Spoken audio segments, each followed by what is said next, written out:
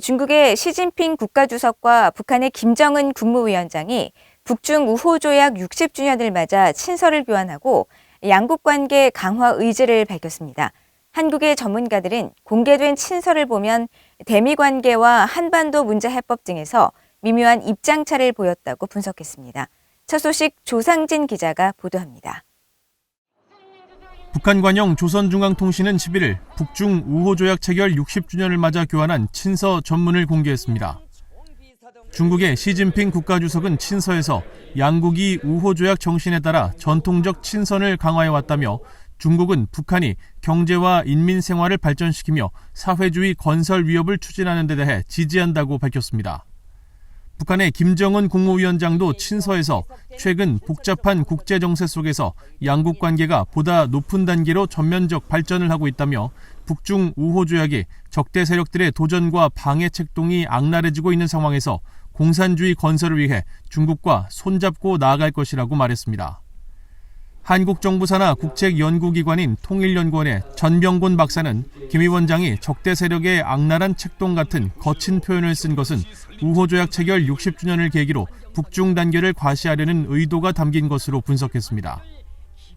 중국도 그거에 대해서 어떻든 간에 같이 공감하고 있는 거 아니냐 이런 의미가 있는 거고 외부에 대외적으로도 좀 과시하는 그런 측면이 다 있는 것 같습니다.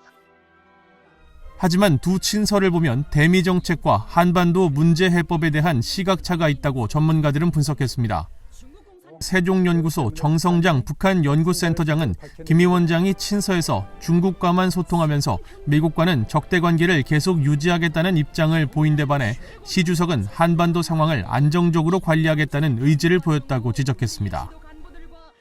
수사만 놓고 보면은 북중 간에 특별한 문제가 없는 것처럼 느껴지지만은 대외 정책에서 갈등이 존재한다는 게 간접적으로 확인이 됩니다. 중국은 북한을 협상 테이블에 끌어들여서 비핵화와 평화체제 구축을 진전하고 싶은 거고요. 북한은 이제 미국하고 비핵화 협상을 하고 싶지 않은 거고, 그래서 한반도 문제 해결 방향과 관련해서 북중 간에 중요한 이견이 존재합니다.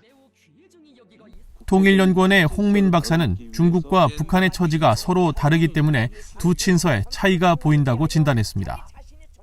북미 간에 먼저 답을 하기를 기다리면서 일정한 좀 대치를 좀 하고 있는 상황이고 양측이 아직은 외교와 대화 쪽에 무게를 두고 있다라고 보여지기 때문에 중국이 지나치게 이제 언어적으로 뭔가 개입하는 듯한 모습을 보이는 것이 부담스러울 수 있죠. 이것에 대해서 미국이 불쾌하게 받아들일 수 있고. 박원곤 이화여대 북한학과 교수는 그러나 미중 갈등 격화 속에서 중국의 북한 편들기도 강화되는 양상이라면서 북중 관계는 깊은 불신을 만들어온 역사가 있지만 지금은 전략적 필요 측면에서 외교적 수사 수준에서라도 미국에 맞서 같은 편에 서려는 입장이 일치하고 있다고 지적했습니다. VOA 뉴스 조상진입니다.